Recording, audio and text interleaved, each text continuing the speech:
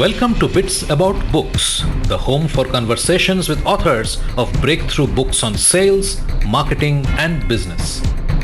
Founders, entrepreneurs, and individual professionals, we all need to keep track of ideas that are helping create our today and tomorrow. Bits About Books will strive to find those books and speak to their authors, go behind the scenes and understand what inspired the authors to write the books that they did and how they went about doing so. Through our conversations, we hope to gain insights that will help us to get the most out of our efforts. I'm your host Shubhanjan Sarkar, founder of PitchLink, the next generation buyer-seller engagement platform where our mission is to make buying easy. Thank you for your time and for joining us in this session. I have a favor to ask. While you continue to listen to the podcast, please leave a comment or rating at iTunes or wherever else you get your podcasts from. It means a lot to hear from you. Today, we have with us Carl Gold, the Chief Data Scientist at Zuora Inc. and author of the book Fighting Churn with Data. Honestly, not really. The technology has changed. The approach that I take changed. And it may surprise you and many listeners because in the earlier days of my work, I used more AI and more machine learning, which you might think is the high-tech approach, actually.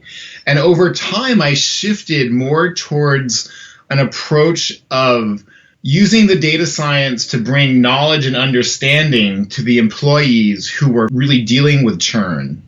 And that's actually, one of the key lessons that I wanted to bring to people in my book is to don't focus on the AI for churn, because many people will say, oh, an AI can predict churn. And they're right. AI programs can predict churn, but they're not good at telling you what to do about churn. And that's the problem, because every churn is different. Well, it's not true that every churn is different, but there are distinct reasons for churn. And if someone is churning for reason A, you don't want to apply the save tactic for reason B. So you have to be clear on what the reasons for churn are. And most AI and machine learning models are really unsuited to do this. Carl Gold is the Chief Data Scientist at Zuora, where he created the Subscription Economy Index and the data science behind Zuora's subscriber insights. He has a PhD from the California Institute of Technology and has authored publications on machine learning and neuroscience. Before coming to Zuora, he spent most of his post-academic career as a quantitative analyst in Wall Street. Now a data scientist, he uses a variety of tools and techniques to analyze data around online systems. He is the author of the book Fighting Churn with Data on using data to increase subscriber engagement and reduce churn. Now listen to this super insightful episode with Carl Gold. Carl, welcome to Bits About Books. I'm really excited to talk to you because it's rare that a technical book which is so relevant for the SaaS business is written in the approachable format that you have. And it's a very important topic as well. So welcome. Thank you. And also thank you for, that praise. I'm glad I was able to make the subject approachable. I know you have been a data scientist all your life. And Zuora is a special place, no doubt. So why this book? Basically, why did you think you need to write a book on churn? Well, I'll have to tell you a little bit of the background, and I'll tell your listeners some of the background about Zuora, because they might not know this company with a funny name. It's Zuora. No one knows how to pronounce it, and no one knows what we do. But actually, we're the platform behind many subscription services that you do know. I have to check who are the customers I'm allowed to say. Brand names like Zoom and HBO and, many companies, the Financial Times, many companies that you've heard of, Zuora is behind them managing their subscriptions and a lot about, their business. So we have a lot of customers who are subscription companies, and they, of course, churn is a very big issue for them. Churn, as you said, churn is, life or death for pretty much all of these recurring services and businesses. Honestly, my experience with Churn even starts at another startup before I came to Zora. And if you look in the acknowledgments of my book, there's this whole kind of like, I have to thank the people from here and from here. So I started on Churn at the request of a friend back in around 2014, I think. And then I did some Churn analyses there. And then I came to Zora and I worked on Churn for many, many Zora customers. Where we would analyze their data and figure out what were the indicators of churn. And also, I really had to work on how to make that information useful to those companies. So, and over time, I developed this down to really just like a factory production process where a company would give me some customer data. And within a few days, my team would just like, it was like churn jujitsu, We had a system for just getting to the bottom of all these different analyses of churn. So just came a point when I was like, wow, we have it down to a system here because we've done it so many times and for so many different companies. It's just seemed worth like sharing the knowledge, and, just to help other subscription companies because it is, such an important topic. Okay, now to be honest, of course, at the same time, there's, the self promotion aspect of it. I was like, well, no one's written a book about churn yet. So that means if I write a book on my churn experience, which I had a considerable amount of, then it would be the first book, devoted to churn. So that's just sounded cool too. I just felt like I would kick myself if a few years later someone else had written the book that I wanted to write.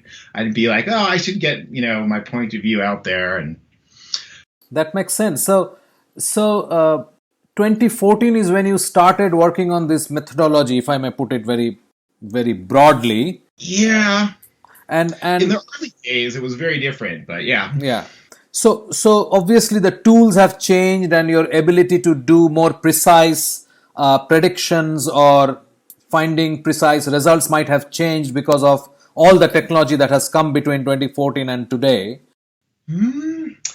Honestly, not really the technology has changed because the approach that I take changed. And it may surprise you and many listeners because in the earlier days of my work, I used more AI and more machine learning, which you might think is the high-tech approach, actually. And over time, I shifted more towards an approach of using the data science to bring knowledge and understanding to the employees who were really dealing with churn.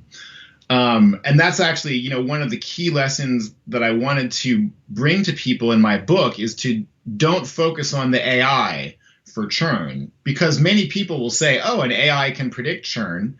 And they're right. AI programs can predict churn, but they're not good at telling you what to do about churn. And that's the problem, because every churn is different. Well, it's not true that every churn is different, but there are distinct reasons for churn. And if someone is churning for reason A, you don't want to apply the save tactic for reason B. So you have to be clear on what the reasons for churn are. And most AI and machine learning models are really unsuited to do this. So I evolved to an approach of focusing on the customer metrics. And I should make an example just so your listeners know. By a customer metric, I mean it could be something simple like how many documents did the user create in the last month if the service has something to do with, document creation or editing. Or if it's a video service, you would be like, how many videos did they watch in the last month? Or better yet, how many videos did they completely watch, to the end or close to the end? Or how many videos did they thumbs up and like and share with a friend? And all those kind of metrics are actually very powerful predictors of churn. When you look at who's doing them and not doing them. And if you turn it around, they're powerful predictors of retention, which is, just the opposite of churn, is retaining a customer. So I changed my approach away from the AI and machine learning and really just focused on helping companies get good customer metrics that allowed the the frontline churn fighters to do their job. And so a frontline churn fighter, I mean, you're in marketing, these are a lot of people in marketing, people who are writing email campaigns that are going to encourage the users to explore the product or try a new feature. And also the customer success or support representatives are also really the frontline, churn fighters, people who help customers when they have a problem. What all those people need is not a machine learning algorithm that's just going to flag risks. They need to go one level deeper and understand the reason for the risks. Now, some people who like technology would say, oh, you just need an even more high-tech machine learning algorithm that'll explain the reasons. But there's much simpler ways to understand the reasons for churn, and that's just by understanding your customer metrics. If you have a good set of customer metrics and the team understands them, they can predict churn without machine learning. Now, I do teach machine learning and AI too, but it's more like you have to have the foundation first, which is the understanding, the customer metrics, the frontline churn fighters who are going to actually do something like send an email or make a call or, something like that. So there's a real evolution in the book, and that was a lot what I wanted to bring to people. Great. So when did you decide to write the book, actually? Let's see. It was in, when did I start the process? Probably mid-late 2018. Okay. Was there a trigger, except the fact that what you already told me, that somebody else may write this book? The real trigger was just we were doing something like our, 50th churn analysis at Zora. And I was hitting, I was running it through and I was just like, God, I just felt like we have this down to such a system that we can do it so fast. It just seemed like I should share that knowledge, I mean, there wasn't really a particular trigger. It was just like one day it occurred to me like, God, we have such a system for this and it's a widespread problem.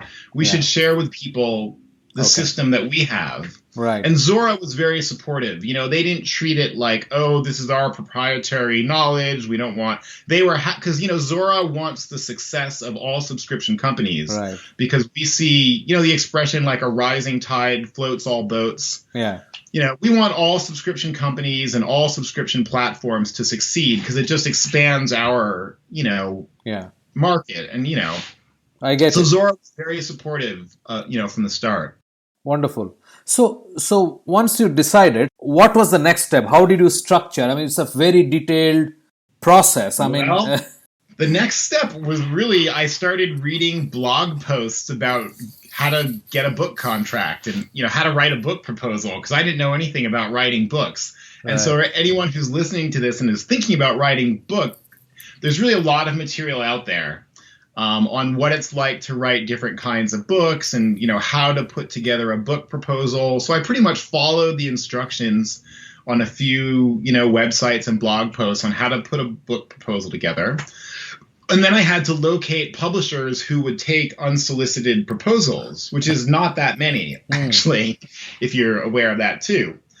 And then I started shopping it around. I wrote a sample chapter, which is, again, it's one of the things that you're going to have to do. It turned out the sample chapter was very different from the what the book turned out to be like. Okay. It's funny you mentioned how approachable my book was, and a lot of the credit for that goes to my publisher, because when I started out, I was like thinking that I would write a book for experts, for the, to really teach my fellow data scientists the most detailed, hard topics I could. But then my publisher said, no way, you write a book for beginners.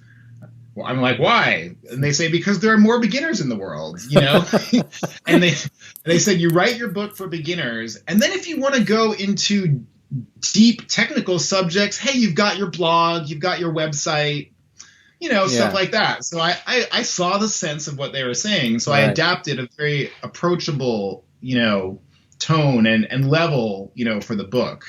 Right. So how much of the book is about the technicalities? Because I know there is a link to your GitHub, your bucket, where one can go and look at the sample codes that you referred to. So that will be a challenge for someone like me who doesn't know that kind, obviously, I don't know that kind of tech to go and actually test it out. So that bit is there. So guys who are into it, they can do that. But how did you decide to balance the concepts that you are talking of and the technology? So basically they go hand in hand, yet the concepts are approachable, technology may not be, right? So yeah, I think I actually didn't do that as well as I could have. I mean, the concepts are mixed in there, and I'd say the book is about half concept and half technology. Right. But it's intermixed. You know, I kind of teach a technology, or in some cases, it's like different techniques. Like, you know, in the chapter 2, I teach 3 different ways to calculate the churn rate. Right. You know, and then I have a discussion of, there's a section of, which churn rate is right for you, you know? Right. Right. And things like that. So it's kind of, it is intermixed in the book. And I honestly, you know, I talked about it with my editor at a certain point. Would there be some way that we could group together all the business knowledge separate from the technology? And it just turned out to be too hard just because of the ordering of the concepts. Right. Right. I mean, maybe we could have done like half a chapter on technology and then half a chapter on the business knowledge, but then you'd have to paraphrase all the technology lessons. So it's really kind of intermixed, which I'm not as happy about that. I wish that I could have maybe, you know, there's another book to write actually, which would be just the business lessons. Absolutely. You know, without technology. So was your book led by the thinking part, not what you finally produced? As you were thinking about the structure of the book, were you thinking technology first, or were you thinking the desired outcome bit first? How did it sort of play out? Well, I knew the desired outcome is to help companies get these really good metrics on their customers, because that's what they need to reduce churn. And that's where the data science comes in. So I had that goal. And then I basically tried to make it like a step-by-step guide. To achieve that goal, assuming someone only knows a very modest amount of programming. So, I mean, we're talking about this like it's a technical book, like it's so advanced, but this is really suitable for someone who's had just 1 or 2 courses in programming, or, you know, 1 or 2 years of experiences programming should be able to follow along, at least for the first half of the book, which is the most important half. Right. In the end of the book, I get into technical stuff like statistics and machine learning, which you might need more background, but it's really front loaded to make it approachable. I'm imagining like a small company. They have a few guys in their IT department. The marketing department says, hey, we need to help figure out what's going on with our churn. We need churn indicators. Right. Then this would be a book that would allow a team with, you know, only minimal resources to get something done fast. That's the other reason I put all my code on GitHub. Right. I want to make it easy for people to get something done, you know, and get something for the tech people to get something in front of their marketing department quick. Right. Yeah, that's very generous, and I think people who are going to go through the book and they want to apply something, they can bring in their own data set, and I have seen that even if it's a small data set, they can still sort of apply and see the results and then sort of correlate what's going on. It's time for a short break. Carl makes a point that subscription is not about SaaS. New York Times runs on subscription, so does Spotify and Netflix, and a host of other services. I asked Carl, what are the key reasons that customers are churning? Stay with us. You are listening to a Business Podcast Network original. Podcasting is the fastest growing content marketing opportunity, which is untapped. We can help you craft your audio strategy and help leverage the wide reach and easy streaming capability that the smartphone penetration provides. It is easy, it is powerful and personal. Talk to us to find out how podcasting can help you build your brand and reach out to your targets like never before. Write to us at bpn@bizcast.in. That is bpn@bizcast.in. Business Podcast Network. Podcasts end to end. Welcome back. I'm your host, Shubhanjan Sarkar. Right before the break, I asked Carl Why are customers churning in SaaS products? Let's listen in. Tell me, what are the key reasons that you see that people are churning? The fundamental lesson, and this is also what comes out in the book, is it's all about the customer getting value. The people who churn, it's quite simple. It's almost obvious. They're the ones who don't use the product, right? On any SaaS product, you always have a significant fraction of the population, maybe 10%, maybe 15%, could be more, who aren't even using it. They're signed up and they're not even using it. And guess what? They churn at the highest rate. Right. And it doesn't take like a degree in data science to predict that would be the case. People who aren't using it are going to churn. Now, the more nuanced question is, how much is enough? At what level is the use enough that a typical customer is satisfied? And that's what the techniques in the book help you get to. Exactly how much of what behaviors makes a healthy customer.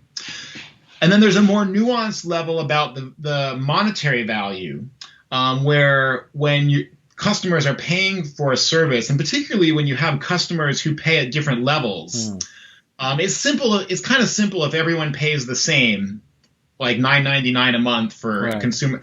Then you really just have to look at the behavior. But when you get into the SaaS world, like Zora and business-to-business products, you have a variety of price points. And then the ratio of the price to the usage is critical, because you might have people who use it a lot, but they got a bad deal from your sales department, so they're paying too much. Or you might have people who only use it a little, but they got a good deal. So you actually have to bring in the real value component as well. And so the intuition is very easy. The people who are going to be the churn are going to be the ones who aren't getting a good value. The details and the nuance is, well, how much is enough? How much value does someone need to be getting to be safe or healthy? And even safe customers churn. That's another constant theme in the book, is that even your safest customer might churn, and even your most at-risk customer who doesn't use it at all, they might not churn. They might have forgotten, that they signed up. So you always have those. How do customers actually ascertain value when typical SaaS products are sub $100 per user, most of them. How do they actually ascertain whether this $30 I'm paying is worth my money, or should I just step out and look for something else? Well, this is an area where I don't have proof. Right. We're kind of talking about the intersection of the psychology, and the data. I honestly think most customers have this calculation going on in the back of their mind, even if they're not conscious of it. When I think was my Netflix subscription worth it last month? I think, how many shows did I watch? How many shows did my kids watch? Right. And if I paid $9.99 for Netflix, I'm probably thinking, my family paid about 50 cents a show on Netflix last month. Or something like that. You kind of have this back of your envelope. I think we all kind of do that for things. And when you haven't used something for a few months, you're like, oh my God, I just paid $30 for 3 months and I haven't used that thing. And so we're all rational consumers, and we're all kind of doing that. Right. But the key thing here that I would want to convey to your listeners is that in my experience, the value on a product is a long-term experience. Many people have background in sales conversion, and they're thinking about the exact path to the sale, right? Right. I feel like that thinking is misapplied for churn, because people come in thinking, what was the exact sequence of events before a churn? And that's, I believe, usually mistaken, because churn and retention is the value is built up over time. So if a customer has hardly been using your product over a few months, and then maybe they do have some bad experience at the end, like a bug, it crashes, or, someone in support gives them a bad attitude, I think it's usually wrong to focus on that last bad experience, because the reason they're churning is because months have gone by and they've hardly gotten any value. And so the approach of thinking about it from sales, like a sequence of events, like what was the last action, is actually misguided in churn, because the value that customers experience takes time to develop. And conversely, if you use a product a lot, let's say, again, Netflix, let's say you watch Netflix every day, okay, sometimes Netflix gets a little slow, right? Yeah. It doesn't load your home screen or something like that. Well, you're not going to cancel your Netflix because you're watching it every day. Okay, a little times it's laggy. You'll forgive it, but it's the service that you're not using at all. Then when it does something you don't like, you're just like, oh, forget it. But it's not the last action. Fair enough. So that sort of triggers a different kind of thought. Do you see any common patterns? See, like you said, that if somebody is not using your SaaS for 5 months, and then the trigger for leaving could be somebody's attitude or some bug or some crash. But if you focus on that, you'll miss the actual story that he was not really using it. Somebody should have reached out to him 5 months back and figured, why did you stop using the product, right? And that you didn't do. And you sort of have caught it at the fag end when the relationship is dead. So Exactly. Do you see any common threads when you are analyzing data across various SaaS products? Do you see these are the typical reasons people are A, churning, B, these are the things that you need to do? I mean, you talk of interventions like the product improvement and the engagement campaigns and so on. So do you have a prescriptive model? I'll break it up. I'm asking too many questions together. So one is, do you see some common threads in SaaS that these are the reasons customers are typically churning? So from day one, you can be sort of vigilant about that, right? So you bake it into your product that those things are attended to, no matter whether it's happening or not. And B, do you see companies having a way to sort of bake it into the system? Yeah, well, I mean, the most important thing is onboarding, which is getting a new customer up to speed and getting value fast. And you don't need to use a lot of data to know this. I mean, this is very common knowledge in the customer success world, that you want to have an onboarding program to educate the new customer. And the best companies actually, really check up on it. And if the customer hasn't made it through the training or hasn't done certain activities within a period of time at the beginning, someone needs to reach out to them. I mean, or it depends on your volume of customers. If it's a business product, you would want a human to reach out to them. If it's a consumer product, maybe you could send them an email like, hey, you didn't finish your onboard video. Maybe you give them some suggestions. And that's in general. It's hard to get very specific because there's such a variety as far as, how long should they complete their onboarding? Well, if it's a consumer product, they'd probably better complete their onboarding or getting up to speed within the first week, Right. If it's a technical business product like Zora, for example, it could take a few months. It can take a long time. So it's very hard to say exactly what should someone do and how long should it take. It's very specific to the service, but there always is the onboarding component. Okay. It's the number one way, the number one thing, I think. Okay. Talk about this, the 5 concepts that you talk about in the interventions that you can do to reduce churn. Well, the first category is the fundamental one, which is make a better product. Right? Yeah. And there are a lot of ways that companies try to make better products. Now, one of the most common one is surveys and talking to users and collecting that feedback. And what the churn data approach does for you is your churns are like a survey that everyone answers. I mean, the problem with surveys is only the people who love you or hate you really give you the survey. So you get this biased view. But everyone answers the renewal survey. Are you going to renew this month or not? And the churn data gives you a really great way to get detailed information about what's good in your product and what's not. without running a survey. So number one is always improving your product, using the churn data. Number two, which we mentioned, is marketing and engagement campaigns. Could be through email or whatever other communication channel you might have with your customers.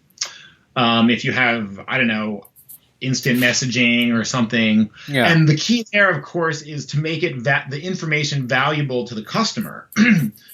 And that means making it tailored. You don't just want to tell all customers the same thing. Well, you don't want to tell a customer, oh, use this feature if they're already using it, right? Because then they're going to know that you're not really paying attention to them. You want to really tell them about something that they didn't know and that's valuable about your product in those campaigns. So that brings me to a notion that we think that when you're running a SaaS business, it's pretty much on autopilot and it's a low-touch activity, and people will come, they'll put in their card, we'll keep charging them through their life, and we'll be a happy company, right? But what is more interestingly coming out is that you need to have a human connection with your customers. And when I say human, I mean actually a human who can reach out and actually do stuff for them. Yeah, definitely. And it doesn't have to be individual connections, of course. If you're a consumer product, you're going to work through mass communication. Right. But that's the thing. You do need someone to write that persuasive email. That's where marketing comes in. Right. You're not going to have a data scientist write an email to your customers, are you? I'm a smart guy, but don't let me write emails to your customers. Right. And so, which also means that the selling or marketing doesn't end with the sale. If you want to tell say SaaS founders that you read my book, what would you expect they will take away from the book? I hope they would take away the importance of really just bringing value to the users. I think that is top of mind for most startup founders. They're really looking for how to bring value to their customers. And if they're not, they won't last for long. That's true. But all the VCs and everyone's, saying that. But from the book, you should take away that it's really not hard to make this objective and data driven. Because a lot of it is like, put your, people can't see me put my finger in the air on a podcast, but a lot of people just do it based on their gut. But it's really very easy once you have a moderate number of customers to make it objective and data driven. What according to you is a moderate set of data? At what level does it start actually working? So if you have like 100 customers, 500 customers, what according to you is a moderate level of data? In the book, I think I said you should have at least 100 churns before you try to start, analyzing it. Okay, got it. And how many customers you'll have at that point will typically be, maybe 10x or, at least, because you have many more active customers than churns. Right. But if you haven't had 100 churns yet, then you'll have to stick to surveys and, interviews and things like that. Got it. And 100, your analysis is still going to be at a rudimentary level. Got it. And that can be a challenge, actually, for business-to-business product startups. Because many B2B companies, they for a few years, they might not have that many customers. True. So it is very people think that big data is the challenge. Actually, in churn, small data is the challenge.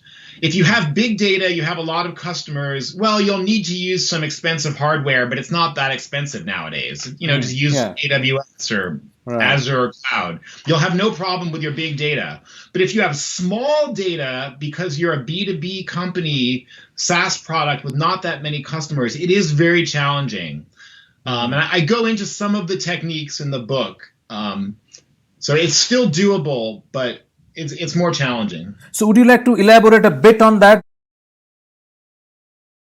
Well, for a B2B company, the techniques are partly using simpler analysis. Like if you have a lot of churns, you can do a very nuanced sort of, like I mentioned, you want to determine what level is a customer a healthy customer. say in their use of your product per month. Maybe, and with a consumer product, you can get a very refined answer. Oh, more than 150 is a healthy customer. And for a B2B product, it might be much less refined. Like, well, we know that less than 50 is not healthy, but we don't really know exactly at what point a customer becomes healthy. Somewhere between 50 and 500, so you'll have a less refined answer. Right. And you may have to live with that as a B2B company. The other techniques are actually more for advanced statistics people. So if you do have like a statistician, you can use what's called a bootstrap regression that is designed to take advantage or make the most of small data. So Carl, you're talking about how getting data sets to actually test this is very difficult. Yeah. So for the book, it was a challenge because no company will share their churn data. It's their customer data is one of their prized possessions, and it's very strategic, obviously. Yeah. Not to mention if there are any privacy concerns. Usually the data necessary for this is anonymous.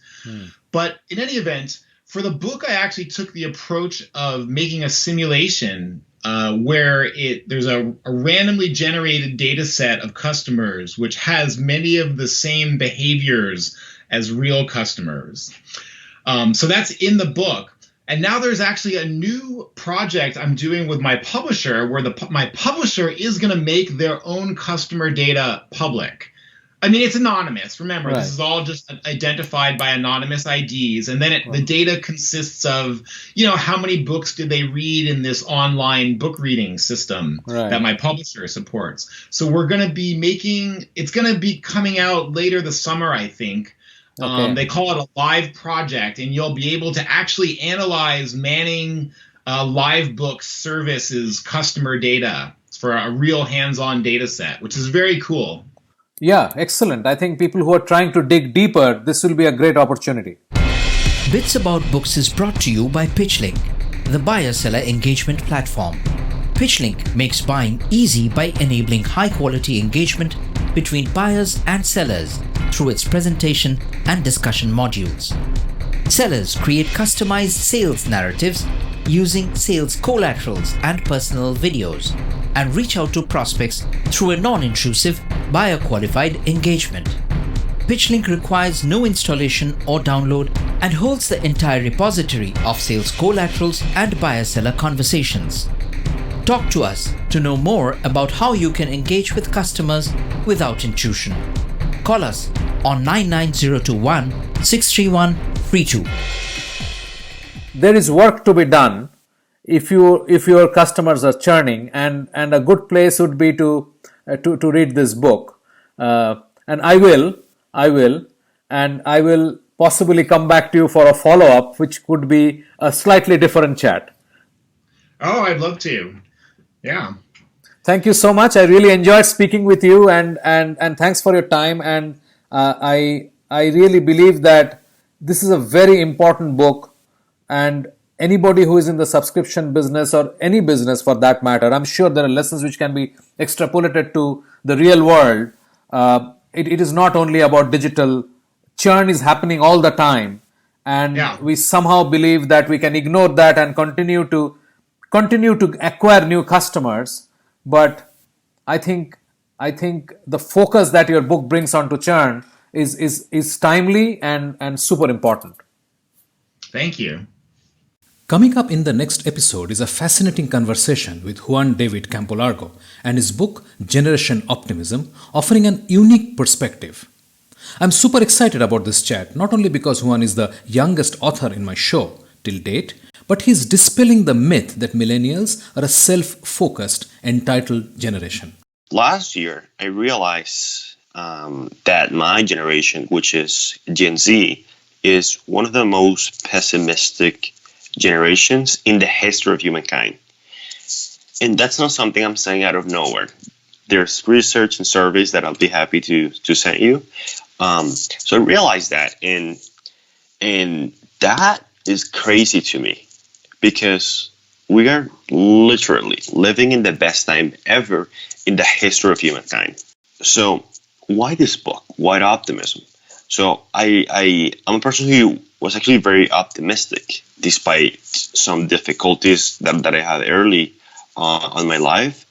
And however, I'm continue to be optimistic, and I see optimism as a way to change the world.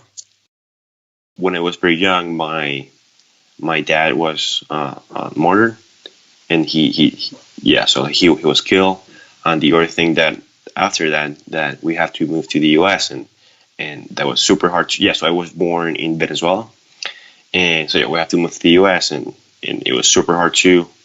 I moved to the U.S. in 2016, and I didn't know any English, nothing. If you would have said to me hello or something, I would not have understood a single word of it. So I decided to start writing this book in 2019. So that was only about 2 or 3 years after I moved here. So by the time, my English was pretty good. So the book is pretty much composed by my story, interviews, and research. There's a lot of research and data. We have a fantastic lineup over the next couple of episodes with great conversations with Melanie Daziel on her book Content Fuel Framework and Fred Kopstek on his book Selling Through Partnering Skills, and many more. Thank you for being with us today on Bits About Books, where we talk to authors about breakthrough books on sales, marketing, and business. We hope this conversation helped inform and motivate as we all navigate a rapidly changing business environment. For us, these are enlightening conversations enriched with knowledge and expertise. We encourage you to go out and buy the book to learn firsthand and implement some of the great ideas we discussed today. We hope to have you with us again in the next exciting episode of Bits About Books. If you liked what you heard, subscribe to the show in your favorite podcast platforms like iTunes, Google Play, Spotify, or wherever else you get your podcasts from, and give us a rating while you are at it. This Bizcast original podcast is produced for PitchLink, the next generation buyer-seller engagement platform, where the mission is to make buying easy. Hosted by Subhanjan Sarkar and produced by Rajiv Aditya. See you next time and have a wonderful day.